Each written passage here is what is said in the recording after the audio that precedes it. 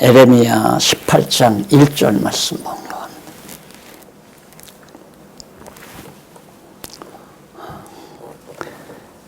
여호와께로부터 에레미야에게 임한 말씀에 가라사대 너는 일어나 토기장이의 집으로 내려가라. 내가 거기서 내 말을 내게 들리리라 하시기로 내가 토기장이의 집으로 내려가서 본즉 그가 농로로 일을 하는데 진흙으로 만든 그릇이 토기장의 손에서 파상하매 그가 그것으로 자기 의견에 선한 대로 다른 그릇을 만들더라. 4절까지 봉독해 드렸습니다. 우리가 지난 주일에 재앙과 멸망에 대한 예언 가운데서 재앙에 대한 예언은 끝났고요. 그 전에 멸망에 대한 예언 중에 세 번째까지를 말씀을 드리고 오늘 네 번째 누구를 멸망하는데 그 결과가 어떻게 되는가에 대한 내용인데요. 18장에는 불순종자, 하나님에게 불순종한 자의 멸망에 대한 결과, 불순종자가 어떤 결과를 가져오게 되는가에 대한 말씀을 했습니다. 거기 18장 1절로 4절까지 보면 하나님께서 에레미야 선지자로 하여금 남쪽 유다 백성을 향해서 예언하게 하려고 너 일어나서 토기장이의 집으로 가라 그랬어요. 그게 토기장이라면 질그릇을 만드는, 지금도 우리 이천 쪽에 가면 그런 거 있죠. 진흙을 빚어서 그릇을 만드는, 옹기 그릇을 만드는 그런 토기장이의 그릇. 이때 벌써 흙으로 토기를 만드는 그런 집들이 있었던 거예요. 남쪽 유다가 망하기 전에. 그런데 그 집으로 에레미야를 가보라는 거예요. 에레미야로 하여금. 가서 보니까 토기장이가 진흙 한 덩어리를 딱 손에 쥐더니만 그것으로 자기가 원하는 대로 그릇을 만들어요. 접시 만들고 싶으면 접시를 만들고, 항아리 만들고 싶으면 항아리 만들고, 뚝배기를 만들고 싶으면 뚝배기를 만들고, 이렇게 원하는 대로 토기장이가 만드는 것을 에레미야로 가서 보라는 거죠. 그러면서 이제 그 5절에 보면 때에 여호와의 말씀이, 그때 이제 그걸 보고 있는데 여호와의 말씀이 에레미야에게 임해요. 면서 6절 보세요. 나 여호와가 이르노라 이스라엘 족속이 이 토기장이 하는 것 같이 내가 능히 너희에게 행하지 못하겠느냐. 이스라엘 족속아 진흙이 토기장이의 손에 있음 같이 너희가 내 손에 있느니라. 하나님께서는 토기장이가 진흙 덩어리로 토기장이 마음대로 그릇을 만들듯이 이스라엘 유다 백성들을 하나님께서 마음대로 주관한다는 얘기죠. 귀 있을 그릇도 만들고 천 있을 그릇도 만들고 밥그릇도 만들고 국그릇도 만들고 마음대로 하나님이 만들어간다. 그런 고난이 왜 없느냐. 그러니까 토기장이가 진흙 한 덩어리로 그릇을 자기 마음대로 만들듯이 나도 내 백성 너희들을 내 마음대로 다 만들어 가겠다 하는 그런 얘기예요. 그래서 결국 이제 에레미야로 하여금 말씀을 전하게 만드는데, 그렇게 말씀을 시작한 다음에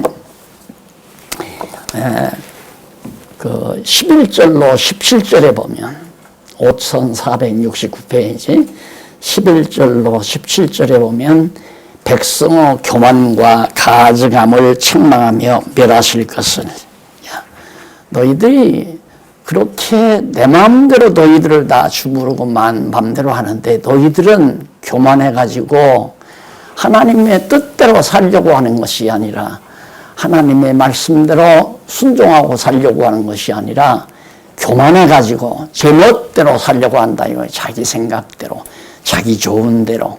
그래서 자기 좋은 대로, 자기 생각대로 살려고 하는 그것이 곧 교만이거든요. 우리는 교만이라고 하면 자꾸 높은 자리만 탐내는 것으로 교만이라. 사람 앞에서의 교만한 것은 별 문제예요. 아, 내가 저 사람보다 높은 지위에 올라서야 되겠다.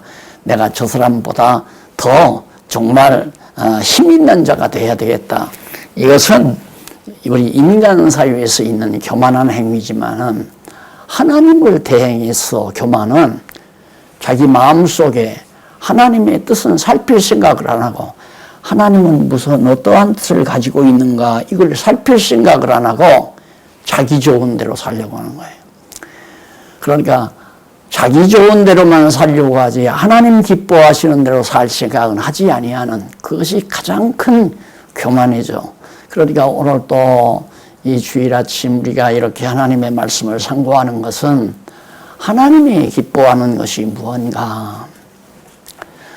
자, 육신의 부모도 마찬가지 아니에요? 부모 입장에서 볼 때는 어느 자녀들이 가장 효자냐, 효성스러운 자녀들이냐, 그 분별력은 뭐 말 안 듣는다, 고분고분한다, 뭐 여러 가지로 표현할 수 있지만은 자녀들이 뜻이 깊어서 아버지, 부모님의 기뻐하는 뜻이 무언가를 깊이 알아보고 그 기뻐하는 뜻대로. 그러니까 그런 거 있잖아요. 부모님 생신이 다가왔는데 선물을 사야 되겠는데 옷을 사다 드릴까, 고기를 사가지고 갈까, 생선을 사가지고 갈까, 어떤 좋은 선물을, 금반지를 마련해서 해드릴까 등등 여러 가지로 생각할 수 있죠. 그러면 이제 조용히 며느리가 이제 부모님에게 묻습니다. 어머니, 뭘 해다 드리면 좋을까요? 어머니 필요한 것이 뭐예요? 고기도 있고 옷도 있고 보석도 있고 그런데 어느 것이 제일 좋을까요? 아무것도 필요 없다. 현찰이 좋다. 현금 갖고 와라. 그리고 얘기를 하면 아하, 부모님은 현찰을 좋아하시는구나. 그래서 봉투에다가 20만 원, 30만 원 현찰을 담아서 갖다 드리면 부모님들이 기뻐하잖아요. 왜? 부모가 좋아하시는 거니까. 그게 효성이듯이 우리가 하나님 앞에 정말 하나님 백성답게 사는 방법은 하나님이 기뻐하시는 뜻이 뭔가, 우리를 향한 하나님의 뜻이 무엇일까, 그걸 알아보는 것이 지금 공부하는 거란 말입니다. 왜 공부하나? 하나님이 좋아하시는 것이 뭔가. 내가 늘 말씀드리죠. 여호와 하나님을 경외한다는 것은 우리를 향하신 하나님의 뜻이 있어요. 그 뜻이 뭐냐면 항상 기뻐하고 쉬지 말고 기도하고 범사에 감사하라. 이것이 너희를 향하신 하나님의 뜻이니라. 왜요? 그러니까 항상 감사하고 사는 거, 그것이 하나님 앞에 순종하는 일이고 겸손한 일이고, 항상 기쁘고 즐겁게 사는 거, 그것이 하나님 앞에 교만하지 않는 생활이고, 항상 내 뜻을 구하지 말고 하나님이 원하시는 뜻을 구하는 것이, 그것이 바로 하나님을 사랑하는 거고 하나님의 기쁘신 뜻이란 말입니다. 교만하지 않은 거. 그러니까 교만하면 벌써 감사가 안 나와요. 불평이 나와요. 생활 속에서 불만이 있으면 벌써 그건 교만한 거예요. 그리고 항상 기뻐하지 않고 짜증이 생기면 그것도 벌써 교만한 거예요. 왜 짜증이 오는가? 자기 생각대로 안 되니까. 자기가 좋은 대로 행동을 못하니까 짜증스럽다 이 말이에요. 코로나 재앙이 2년 가까이 지금 계속되니까 짜증들이 막 폭발한다고 그러죠. 근데 공부하시는 분들은 그게 없잖아요. 이런 어려운 시대에도 공부를 계속 하나님의 뜻을 살피는 분들은 너무너무 행복해요. 감사해요. 이렇게 하나님 말씀 깨닫고 살게 해주셔서 기쁘고 즐겁게 감사함으로 살게 해주셔서 감사해요. 이런 소식을 전할 수 있죠. 전하는 것을 보면 아하, 감사하지 아니하고 불만하는 삶이 교만한 행위고, 기뻐하지 않고 짜증 부리는 행위가 교만한 행위고, 자기 욕심대로 이루어지기를 바라는 것이 교만한 행위다. 바로 이스라엘 유다 백성이 이렇게 교만하기 때문에 하나님께서 멸해버리겠다. 불신종자들은 벌써 교만하니까 하나님 순종 안 하겠다. 탕자가 아버지를 저버리고 나가는 것도 제 마음대로 살고 싶어서 나가는 거거든요. 아버지 밑에 살려니까 자꾸 간섭하시는 것 같고 짜증스러워요. 내 마음대로 할 수가 없고. 그러니까 아버지 떠나서 재산 타가지고 나가려고 그러잖아요. 오늘날 대부분의 많은 자녀들이 부모를 모시지 않으려고 하는 이유도 부모의 간섭받기 싫어서 같이 안 살라고 하는 거거든요. 예, 교만해서 그래요. 인간적으로 교만해서. 그런데 하나님과 같이 안 살려고 하는 것은 정말 가장 무서운 교만, 영적 교만, 하나님 앞에 교만이죠. 그래서 우리가 하나님의 효자라고 하는 것은 아까 말한 대로 범사에 감사하고 항상 기뻐하고 쉬지 않고 하나님의 뜻을 이루어지기를 바라는 소원을 가지고 사는 것. 이것이 바로 진짜 교만을 피하는, 교만하지 않는 겸손한 삶입니다. 그러면서 15절에 한번 보실까요? 15절에 보면 이런 말씀이 있어요.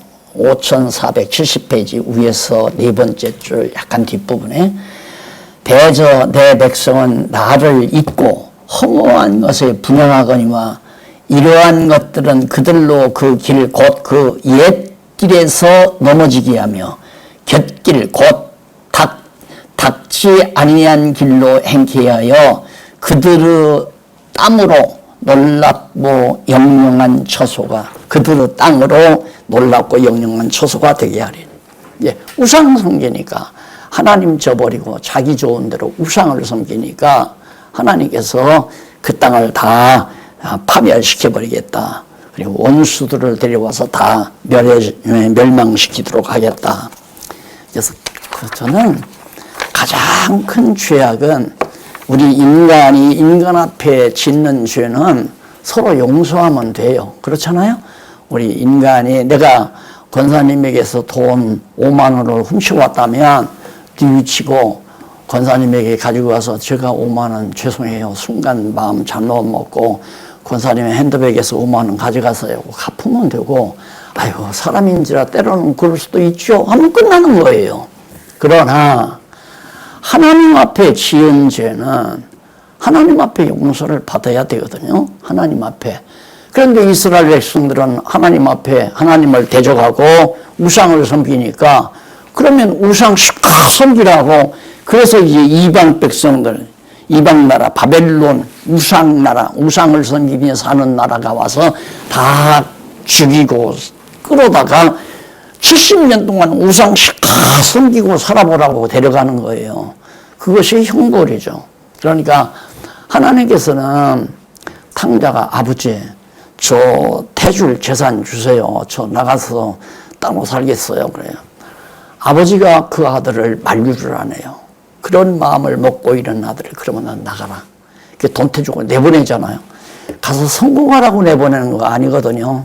너는 나를 떠나가서 정말 사기꾼들을 만나 사기도 당하고 너 하던 일도 다 망가져서 돼지우리에 가서 짐승처럼 한번 살아봐야 아 내가 아버지를 멀리 떠나려고 했던 것이 잘못이다는 걸 깨달으니까 그렇게 깨닫게 하기 위해서 내쫓는 거예요.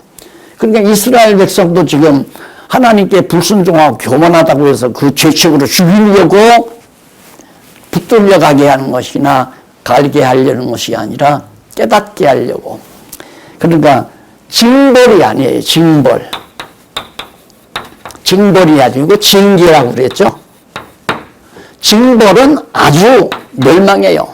징계는 회복해요. 반드시 회복해줘요. 때리고 싸매준다 이 말이에요. 그래서 에레미야 선지서가 바로 뽑아서 이방 땅에 다 옮겨갔다가 70년 후에 다시 뽑아 옮겨준다는 얘기 아니에요. 이게 징계는 뽑는 것이고 회복은 갖다가 다시 심는 거고. 그러니까 하나님의 택한 백성은 아주 멸하지 않아요. 하나님의 택한 백성들은 정말 그 징계를 당할 때 같아서는 하나님이 다 버린 것 같아요. 하나님이 안 계신 것 같고 하나님에게 무서운 형벌을 받아서 영영 지옥 갈 것 같아요. 그러나 택한 백성은 안 그래요. 하나님께서 반드시 다시 회복해 줘요. 그러나 불택자들은 징벌이죠. 우상숭배군 사는 바벨론 세력은 결국 다 망해서 없어져 버렸잖아요. 지금 바벨론 제국으로 없어져 버렸잖아요. 그러니까 그건 징벌이고 우리는 택한 백성은 징계다. 따끔하게 매를 맞아야 알게 되기 때문에. 그래서 나는 우리 한국교회도 하나님의 택한 백성들이 하나님을 깨닫고 얼마나 8.15 해방 광복절에 제가 어린 시절에 느꼈거든요. 그때 다 대부분 야 우리나라 하나님이 보호해서 만세 이렇게 독립이 됐다. 그래서 많은 사람들이 예수를 믿었어요. 그래서 대통령 예수 믿는 장로 이승만을 대통령 시켰잖아요. 하나님이 보호한다고 해서.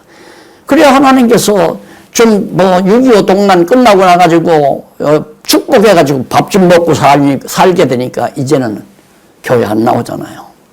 다 교회 나왔던 사람도 떠나버리고. 왜? 세상이 더 좋고 즐겁고 그래서 하나님 줘버리고 자기 생각대로 살려고.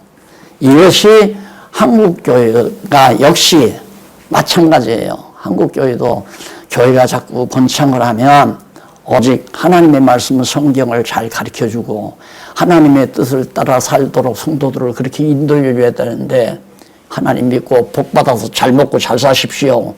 예수 믿어야 잘 먹고 잘 삽니다. 예수 믿어야 사업 잘 됩니다. 예수 믿어야 병 나아서 건강하게 삽니다. 이런 식으로 거짓말을 다 유포해가지고 성도들을 다 하나님 모르게 만들었어요.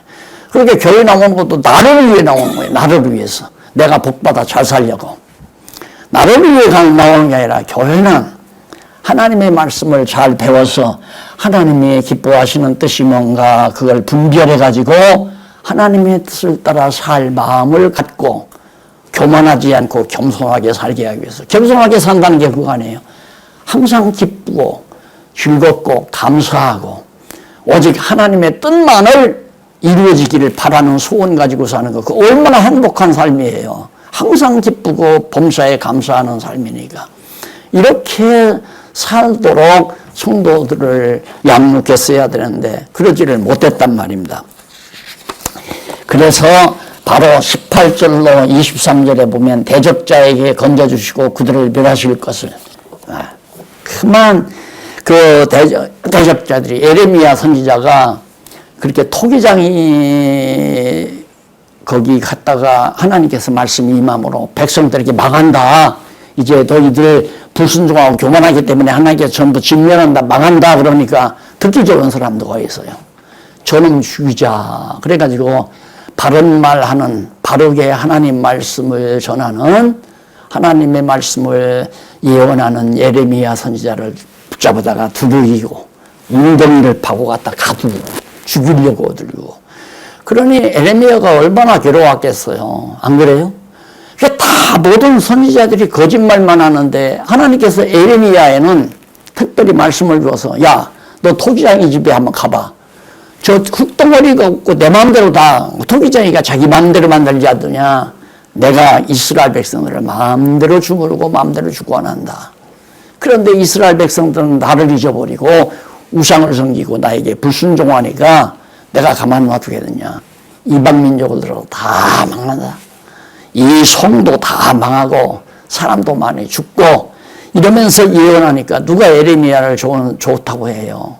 그러니까 에레미야가 너무너무 괴로워가지고 하나님 나를 이렇게 괴롭히는 자들이 너무너무 많습니다. 저들을 전부 멸해 주십시오라고 하면서 그가 에레미야가 이런 말을 해요. 21절에 21절 성경 구절 그 위에서부터 7째 줄 제일 뒷부분에 보면 21절 나오죠. 21절 그러한즉 백성들이 이렇게 선한 말씀을 다 듣지 않고 거역하는 그래서 자기를 죽이려고 하니까 그러한즉 그들의 자녀를 기근에 내어주시며 그들을 칼을 쓰레기에 붙이시며 그들의 아내들은 자녀를 잃고 과부가 되며 아주 막 무자비하게 얼마나 괴로웠으면 에레미야가 막 그들 가장이 그냥 아들이고 딸이고 며느리고 할 것 없이 그냥 자근자근 전부 진멸해 주십시오 하고 기도를 하잖아요. 너무 괴롭히니까. 하나님의 말씀대로 증거하는 에레미야를 도리어 받들어야 되고 정말 추앙해야 되는데 바른 말 한다고 싫어한다 이 말입니다. 바른 말 한다고. 예나 어린이라 똑같아요. 예나 어린이나. 다 하시는 일이지만 성경대로 가르친다고 이단이라고 죽이려고 난리를 쳤잖아요. 그래서 오죽 괴로우면 그냥 다 걷어치우려고 그러냐. 하나님이 그래도 붙들어줘서 오늘 이 시간에도 성경만 이렇게 가르칠 수 있게 된 것이 한없는 하나님의 은총이죠. 자, 그러니까 어두운 세상에서 잘못된 세상에서 진리를 지켜나간다는 것이 인간적으로는 얼마나 힘들고 괴롭지만은 하나님께서 에레미야 선지자에게 말씀을 담아줘서 그대로 전하게 만들었다. 자, 그 다음 19장로부터 20장, 19장에서부터 20장까지 보면 멸할 것을 예언하며 탄식합니다. 어려운 내용은 없어요. 계속해서 이제 망한다, 재앙이 내린다, 기근이 임하고 여러 가지 재앙이 임하고 지금 우리 이렇게 코로나 재앙이 임하듯이 임한다 이 말이에요. 그때는 이스라엘 나라 그 국부적으로 임했죠. 그 지역적으로. 지금은 온 세상에 임하잖아요. 온 지구 땅 전체에 뭐 금방 끝난다 하니까 뭐 이거 끝나고 나면 또 생기고 이거 끝나고 나면 또 생기고 금년 말쯤에는 다 끝난다고 호언장담하면 그걸 누가 어떻게 알아요? 하나님이 끝내야 끝내는 거죠. 안 그래? 이런 일이 지구 역사상 없었잖아요. 지구 전체가 이렇게 재앙이 있었던 일이 없었단 말입니다. 그러면 이게 웬일이냐 해야 되는데 기후변화 때문에 그런다. 우리가 화학제품을 많이 쓰고 우리가 지구를 더럽히고 나무를 다 자르고 그다음 석유 제품을 많이 썼기 때문에 공기가 더러워져서 그렇다. 이런 것만 자꾸 얘기한다 이 말이에요. 그러면 이런 공기가 더럽혀지도록 그렇게 섭리하시는 분은 누군데? 이 지구를 주관하고 다스리시는 분은 누군데? 하나님이 주관하잖아요. 그러니까 인간들이 하나님의 뜻을 거스리고 자기들 좋은 대로 전부 하나님이 정말 잘 살라고 주신 이 지구 땅을 다 더럽혀버리니까 한 번 더 이들 깨달아봐라. 너 마음대로 복주국가를 세워서 잘 먹고 잘 살지 한번 해봐라 하고 하나님께서 이렇게 재앙을 주시는 거 아니에요. 그러면 깨닫고 우리 교회부터가 한국교회부터가 그동안 우리가 하나님의 말씀은 저버리고 인간들에게 인간의 좋은 듣기 좋은 귀에 듣기 좋은 말만 잘했습니다. 병 낫고 잘 먹고 잘 산다. 예수 믿으면 부자가 되고 예수 믿으면 자녀도 성공하고 예수 믿으면 가대도 정말 튼튼하게 세워지고 그렇게 거짓말만 성도들에게 그렇게 말해가지고 성도들이 하나님께 감사할 줄은 모르고 항상 기뻐하며 살 줄은 모르고 불만과 짜증 속에서 욕심만 가득해서 부자돼도 더 이러고 살았으니까 감사가 없잖아요. 그러면 이렇게 정말 한국교회가 뉘우치고 반성해야 되는데 아직도 그럴 기미가 없잖아요. 이제 알긴 알아요. 뭔가 우리가 잘못했다. 이 뒤에 나와요. 지도자들이 잘못해 여기 나오잖아요. 지도자들을 향한 예언이 나와요. 그때 지도자가 시드기야거든요. 왕. 시드기야 왕인데 시드기야 왕에게 봐요. 예언하고 있잖아요. 너 지도자 너희들 다 못돼 먹었다 이거예요. 그러니까 결국 하나님께서 좋은 지도자를 세운다고 하는 것은 그만큼 좋게 하나님께서 나라를 이끌어가게 하지만 나라도 그래요. 잘못된 지도자를 세워놓고 나라 망하게 만들어가면 그것도 역시 하나님이 다 주관하는 거거든요. 나라 망하면 교회도 역시 고통을 당하는 거고 그건 교회가 잘못되니까 나라를 잘못되게 만들어가서 교회로 하여금 고통을 당하게 만드는 거고요. 자, 그래서 멸할 것을 예언하는 내용이 나오는데 19장 1절로 5절에 보면 멸할 것 예언하는데 그 이유를 말해. 왜 그렇게 멸하는가? 멸하는 이유는 그 성경 구절 5절 보세요. 4절 보세요. 4절. 위에서 6째 줄 뒷부분에 나오죠. 4절. 이는 그들이 이스라엘 백성이 나를 버리고 여호와 하나님을 버리고 이곳을 불멸케 하여 그래 예루살렘을 다 더럽게 만들고 이곳에서 자기와 자기 열조와 유다 왕들이 알지 못하던 다른 신들에게 분향하며 무죄한 자의 피를 이곳에서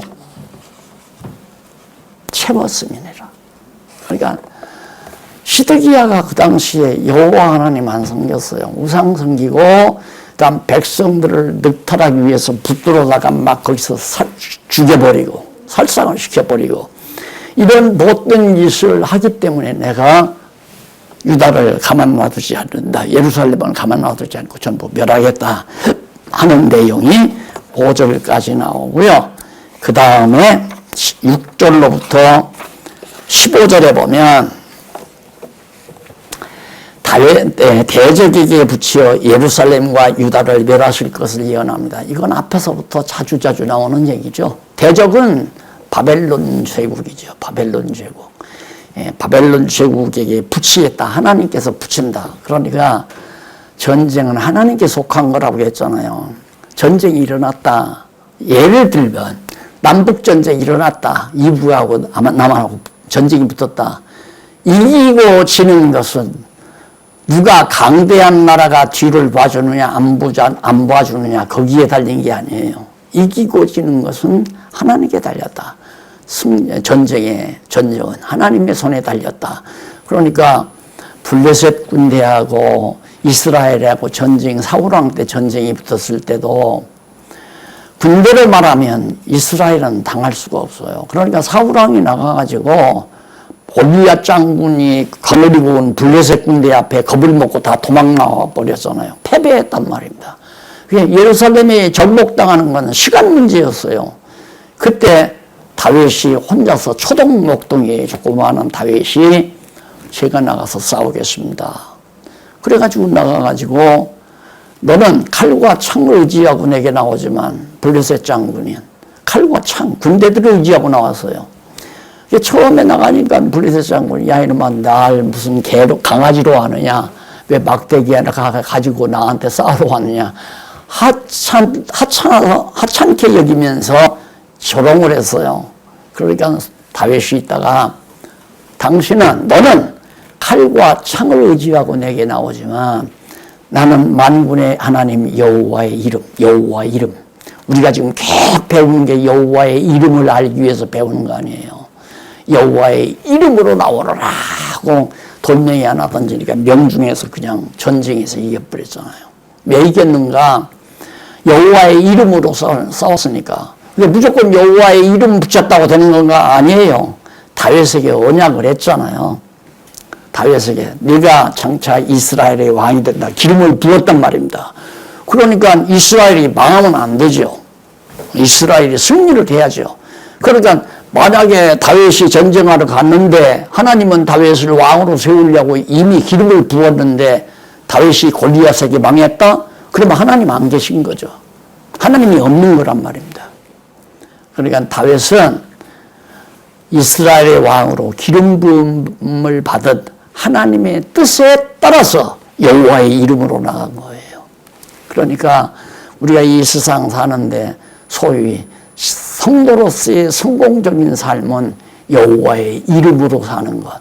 여호와의 이름으로 사는 거라는 것은 여호와의 언약의 말씀 따라 사는 것이 여호와의 이름으로 사는 거예요. 그래서 여호와의 이름으로 유다를 정말 구원하는 것이 아니라 여기는 이미 모세를 통해서 우상 섬길 때 멸망시킨다고 언약했잖아요. 벌써 모세 때. 그러니까 이 당시가 한 1000년 후죠. 모세를 통하여 너희들이 가나안 땅 들어가서 나라를 세워 부여하고 잘 먹고 잘 살 때 나를 저버리고 우상을 섬길 거라고 언약하신 그 언약의 말씀이 신명기에 나오잖아요.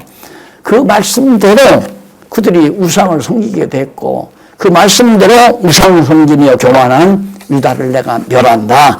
그것이 바로 6절로부터 15절까지 나오는 말씀이에요. 그 다음 이제 20장 1절로 6절에 보면 예언을 무시한 바스올이 바벨론에서 죽을 것을 예언합니다. 에레미야가 이제 지난번에도 말씀드렸지만 하나님께서는 영원한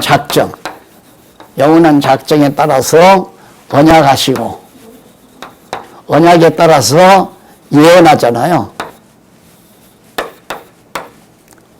예언, 언약에 따라서. 그러니까 하나님께서는 모세를 통해서 언약하시고 지금 레미야를 통해서 예언한단 말입니다.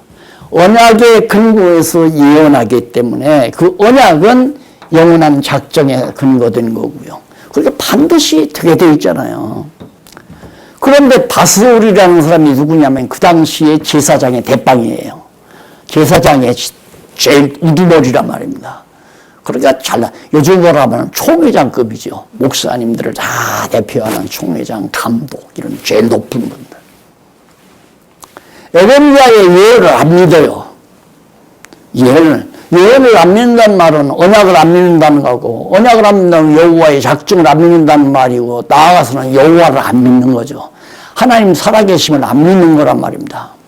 그러니까 하나님께서 에레미야에게 예언해요. 야, 그 바스올이라는 그 못된 지도자, 이 못된 지도자 가만 놔둬서는 안 된다. 그래서 20장부터 이제 20장에서 이제 그 얘기가 나오거든요. 바스올이라는 사람이 망하는데 어떻게? 그 사람은 예루살렘에서는 안 죽는다. 예루살렘에서 자기의 그 지도자들, 그러니까 제사장들, 다른 제사장들, 친구 제사장들, 동료 제사장들이 살육당하고 고통당하는 거 눈으로 다 보아요. 그리고 예루살렘 성전에 그것이 다 불타버리고 회파되는 것도 전부 눈으로 보게 만들어요. 고통을 더하게 만드는 거죠. 차라리 그냥 대적들이 와서 바로 바스올을 죽여버리면 그런 거 안 보잖아요. 험한 거 안 본단 말입니다. 다 보게 만들어요. 그러니까 하나님의 징계를 당하는 자들, 아까 말했더니 징계를 당해도 차라리 먼저 딱 징계를 당해버리면 낫죠. 그런데 징계를 당하지 않고 다른 사람이 징계당하는 걸 자꾸 보면서 가슴이 조여든단 말입니다. 그래서 바스올은 바벨론으로 끌려간다. 잡혀간다. 잡혀가서 거기 가서 온갖 시련을 다 겪고 고통을 당하다가 거기서 죽어서 피살당해서 결국 그 땅에다 묻혀버리고 만다. 그러니까 여호와의 말씀을 믿지 아니하는 자, 불순종자죠. 그게. 예레미야 선지자가 예언해도 안 들어. 그 말을 믿지를 않아요. 하나님의 말씀을 가르치는데 왜 안 들어요? 그걸 안 들면 자기 손해죠. 안 들면. 그래서 한때는 내가 공부를 하십시오. 공부하셔야 됩니다. 하셔야 됩니다 하면 누구는 그러더라고요. 박 목사님이 책 팔아먹으려고 공부하라고 자꾸 한다고. 아유, 그 말 들으니까 머리가 아찔해요. 어떻게 저런 말을 할 수가 있나. 그래서 그 다음부터는 이제 그 말도 못해요. 공부하라 소리도 못해요. 그리고 내가 공부하란다고 해서 할 것도 아니고 하나님이 공부할 마음을 줘야 하기 때문에 제가 공부가 얼마나 중요한가, 하나님의 말씀을 배우는 것이 얼마나 중요한가를 알아서 그걸 얘기한 건데. 그래서 이번에 그 서론편도 또 책 판다고 할까 봐서 책 파느냐, 팔아서 부자 되려고 온 거 아니다라는 생각도 있고, 또 이 어려운 때 공부 열심히 하는 소리를 제가 다 소식을 듣잖아요. 너무너무 감동스러워서 정말 이 서론편은 특히 성경 신학을 압축해서 소개하는 책이거든요. 우리 성도님들이 깨닫기는 깨달았는데 어디서 어떻게 전할 줄을 모른단 말입니다. 성경신학이 뭐요? 그러면 성경신학이 성경을 말하는 성경에서 말하는 하나님에 대한 신학이에요. 이렇게 간단하게 얘기해도 상대가 이해하기가 힘들고 목사님들이나 요즘에는 박사들도 많이 듣잖아요. 그래서 조금 이렇게 학문적으로 정리를 해서 성경신학은 바로 이런 것입니다라고 쉽게 소개할 수 있도록 하기 위해서 성도들이 공부하고 나만 욕먹지 말고 나만 전할 게 아니라 성도들이 다 각자 배우고 깨달은 자들은 친척에게든 형제들에게든 가족에게든 자녀에게든 손자에게든 자꾸 전할 수 있는 실력을 좀 갖췄으면 쓰겠다 싶어가지고 그걸 애써서 한 6개월 동안 집필을 해서 지금 전체 다 가정교회마다 한 번씩 전부 오늘도 좀 장로님 한 연한권 또 보낼 것 준비해가지고 보내더라고요. 이렇게 해서 보내가지고 이걸 깨닫고 성경신학은 신학이란 이런 겁니다. 이런 진리는 없습니다. 가장 고상하고 가장 탁월한 진리입니다. 라고 확실하게 근거를 대서 설명할 수 있는 책이 바로 그 책이란 말이에요. 그래서 우리 성도들도 좀 이제는 신학적으로 조금 수준을 높이기도 하고 박사들이나 목사님들도 그걸 보면 야 이런 진리가 있나? 그래서 공부할 마음을 갖게 만드는 그래서 어떻게든지 지금 많은 분들이 읽었으면 하는 그런 바람을 가지고 있습니다. 근데 바술은 그걸 못 듣게 한 거예요. 에레미야가 전하는 거 다 거짓말이다. 그래서 멸망한다는 것을 말하면서 바로 바벨론에서 바술이 이제 죽게 된다. 20절에 나오잖아요. 20장 1절로 6절에. 그리고 나서 7절로 13절에 보면 행악자를 탄원하면서 구원하실 것을 믿고 구하며 찬양합니다. 행악자는 바술이 쉽게 말하면 바술이 제사장들의 대표자로서 두목으로서 아주 앞장서서 에레미야를 핍박한 거죠. 앞장서서. 그래가지고 결국 이제 그들이 정말 망하게 될 것을 얘기하면서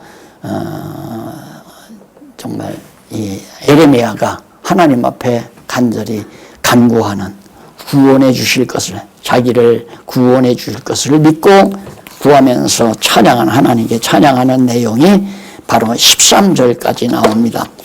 그 다음 14절로 18절에는 너무너무 하나님 앞에 구하며 찬양하다가도 너무 괴로운 거예요. 그래서 욥처럼 생일을 저주하잖아요. 생일. 내 생일이 저주를 받았다면 차라리 안 태어났으면 얼마나 좋았을까 하는 얘기죠. 네, 하나님께서 이 세상에 태어나게 하는 것은 이 세상에 나와서 여러 가지 시련을 겪으면서 여호와 경외하기를 배우게 하기 위해서 태어나게 한다고 그러잖아요. 왜 태어났나? 나는 왜 사는가? 가장 중요한 목적이 나는 왜 사는가? 여호와 경외하기 위해서, 경외하기를 배우기 위해서, 공부하기 위해서 배운다. 이 세상에 왜 왔니? 공부하러 왔단다. 무슨 공부하러 왔느냐? 여호와 경외하기를 배우러 왔단다. 이게 성경신학의 교가라고 그랬잖아요. 왜 왔는가? 안 하는 게 제일, 일상 안 태어나는 게 제일 행복하죠. 솔로몬이 말했잖아요. 자기가 그 많은 돈을 가지고 시컷 누리고 살아봤는데 다 헛거더라. 이 세상 차라리 태어나지 않은 자가 가장 복되고 태어났으면 일찍 가는 게 복되다. 일찍 죽는 게. 그걸 보면 여호와 경외하기를 배우지 아니할 바에야 이 세상에 살아야 될 이유가 없잖아요. 뭐하러 사나요? 돈 벌어서 아파트 한 채 사놓고 죽으려고요. 안 그래요? 그러기 위해서 사는 겁니까? 이 세상에 사는 이유가 뭡니까? 애써서 돈 벌어서 쓰고 남으면 귀여운 자식들에게 물려주기 위해서 사는 겁니까? 그것도 아니잖아요. 물려줘야 필요 없어요. 하나님이 물려줘도 하나님이 유지하지 부모 재산 유지해서 계속 유지하는 것이 그리 쉽지 않잖아요. 그래서 부자가 3대 가기가 힘들다는 말이 옛부터 있듯이 사는 이유를 모르면 잘못 사는 거죠. 여호와 경외하기를 배우며 살아야 되는데. 그래서 에레미야도 너무 괴로우니까 차라리 안 났으면 얼마나 좋습니까? 차라리 이제 났으니까 죽여주십시오. 주는 것이 원합니다. 정말 살고 있다는 것이 안타. 왜? 계속 욕먹으니까. 계속 욕먹으니까. 그래서 누가 전화해서 그러더래요. 막 박 목사로 험담하고 욕한대요. 누가 어느 집사가, 지방에 있는 어느 집사가. 참, 동네 북인가. 그냥 여기서 치고 저기서 치고. 진짜 제가 하나님의 말씀을 정리 안 했으면, 당장 일일이 찾아서 다, 막 고발을 해서 다 콩밥 먹게 만들고, 이런 생각이 왜 없겠어요, 나도. 인간인데. 그런데 성경을 깨닫고 나니까 나만 그렇게 당한 게 아니라 과거의 선지자들도 다 그렇게 당하고. 왜 그렇게 나를 욕해요? 나를 욕하고 비난하고 험담하고. 나는 안 하는데, 나는 자기를 욕하고 비난하고 안 하는데 왜 나를 욕하고 비난하느냐 이거예요. 이게 참 괴롭더라고요, 처음에는. 근데 이제는 하도 들으니까 마비가 돼서, 뭐 당연하겠지 뭐. 자기 생각대로 안 해주니까 욕할 거 아니에요. 근데 어떻게 자기 생각대로 내가 해줘요. 나는 내 생각대로도 못하고 내 아내 생각대로도 못 따라주는 사람인데 자기 생각대로 어떻게 내가 해주냐 이 말이에요. 말도 안 되는 생각이죠. 그래서 그저 뭔가 불만스러우니까 짜증스러우니까 나한테 푸념이라도 해야 풀어지는가 보다 그렇게 생각하고 그냥 이해하고 말죠. 그래 날 욕하고 마음의 위안이라도 받는다면 그걸로 내가 참아주마. 그걸로 끝내요. 이제는 끝날 만도 한데 그렇게 내가 비난받고 욕먹을 일이 뭐 있어요. 솔직히 말해서 참 답답한 일이죠. 그 다음에 이제 요걸로 넘어가요. 21장으로. 자, 두 번째, 한쪽 가서 두 번째, 재앙과 멸망에 대한 예언이죠. 그 20장까지 나왔어요.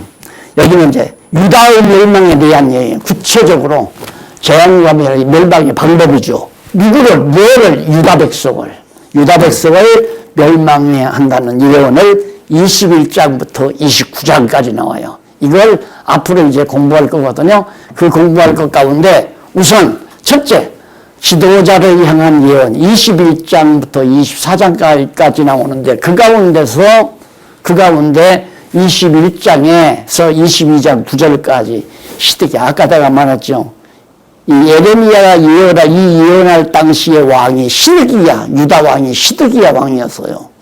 이 시드기야에 대해서 예언하는 내용이 이제 21장부터 29장까지 나오는데 이제 21장부터 22장 9절까지 나오는데 5493페이지죠. 21장 1절로 7절 보세요. 대적을 물리치기 원하는 왕에게 모두 멸할 것을 예언한다. 대적을 물리치기 원하는 왕에게, 그 대적 물리치기를 원하는 왕이 누구면 시드기야 왕이죠. 그럴 거 아니에요. 이 시드기야 왕이 유다가 망한다. 대적들이 와서 유다를 다 진멸한다. 그러니까 시드기야 왕은 그 대적들 다 막였으면 좋겠다. 그 자기 좋은 대로예요. 안 망해요. 한 일이 끝나야 망해요. 대적은 한 일이 끝나야. 한 일이 뭐냐면 시드기야 왕 멸망시키는 거예요. 시드기야 왕이 통치하는 유다를 멸망시키는 일이 다 바벨론에 해야 될 중요한 인물이기 때문에 그 일이 끝나야 바벨론 왕이 망한단 말입니다. 그래서 21장 1절로 7절에 보면 대적을 물리치기 원하는 왕에게 모두 멸할 것을 예언합니다. 대적 바벨론 멸할 걸 원하니까 에레미야가 그렇게 안 됩니다. 도리어 대적 바벨론이 와서 모두 멸할 겁니다. 성전도 다 파괴하고 다 불태버리고 왕도 다 잡아 끌어가고 백성도 확산시키고 전부 다 회파시킬 겁니다. 그러니 이 시드기야 왕이 얼마나 속상하겠어요. 지금 자기가 겁을 먹었는데 겁을 먹고 저 바벨론이 망했으면 좋겠다 그러는데 에르비아가 그러려면 맞아요. 바벨론이 망했으면 참 좋겠는데 왕이여 같이 기도하십시다. 이래야 될 거 아니에요. 근데 그게 아니에요. 왜? 하나님이 전하라니까 예언하라고 하니까 사실대로 예언을 해야 되잖아요. 그러니까 하나님의 말씀을 전하는 자는 자기 생각하면 안 돼요. 자기 생각, 자기의 어떤 뜻을 전하면 안 되고 성경대로 성경이 이런 겁니다라고 성경대로 전하는 것 외에는 아니다 말이에요. 성경만 가르쳐야 돼요. 성경만. 그 성경만 가르치도록 하려고 그렇게 노력을 해도 공부한 분들도 성경만 안 가르치더라고요. 성경을 가르치다가 또 꼬불어 붙여서 자기 생각을 갖다가 붙이고 성경만 가르치면 절대 빗나갈 수가 없죠. 이렇게 다 써서 하는데 어떻게 빗나가요? 앞뒤가 안 맞으면 안 되잖아요. 그래서 시드기야에 대해서 에레미야 선지자가 듣기가 싫어도 얘기를 한다 이 말.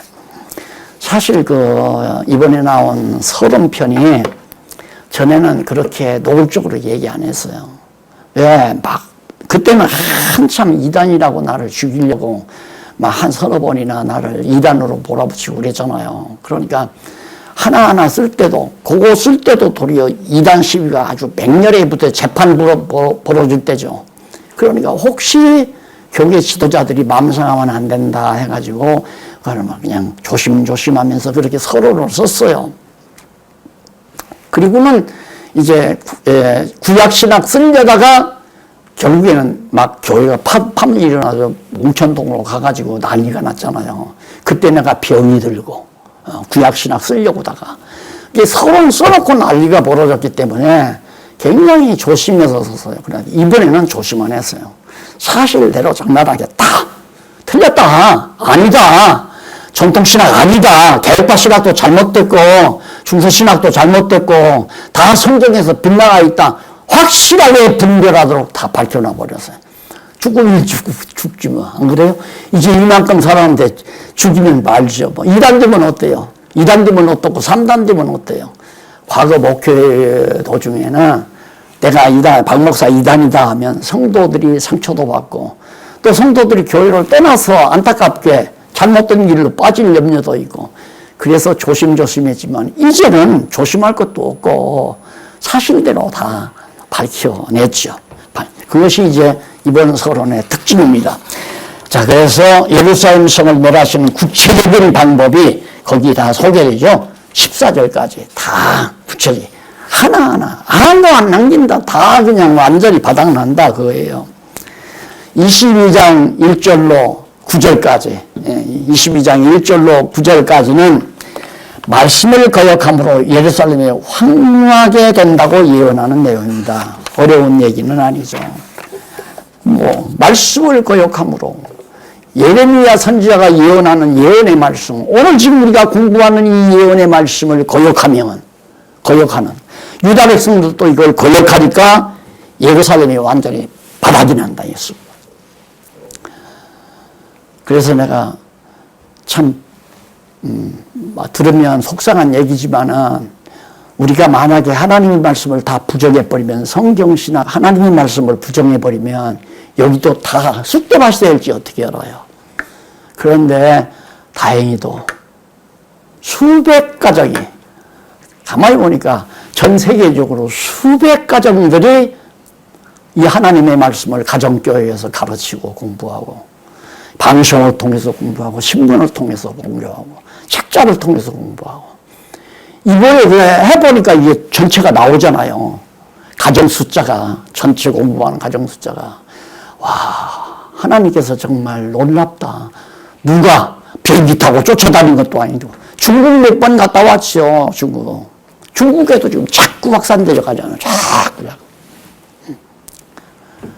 그래서 우리나라에서도 자꾸 아까 우리 교회 이렇게 안 오니까 직장 다니는 고사님이 직장 안에서 하다 보니까 직장 안에서 한 10여 명이 매일 공부하고 1시간씩 공부 꼭꼭 한대요. 매일. 대단한 거 아니에요? 어지간한 지방교회보다 낫죠. 10가정이면 10가정만 돼도. 그러니까 하나님께서 정말 이 말씀 지켜가는 거 너무너무 놀라고요. 감사하고 정말 오늘 이 아침 이 말씀을 거역함으로 예루살렘이 황무하게 된다는 이 말씀을 보면 우리는 황무한 상태는 되지 않겠구나 하는 생각을 아침에도 이 말씀을 같이 상고하면서 제가 하게 됩니다. 하나님이 우리를 사랑하는 거죠. 싸매시는 거죠. 남겨놓으신 거죠. 다 망해가는데도 남겨놓은 거란 말입니다. 남겨놔서 지금 자꾸 또 번져가도록.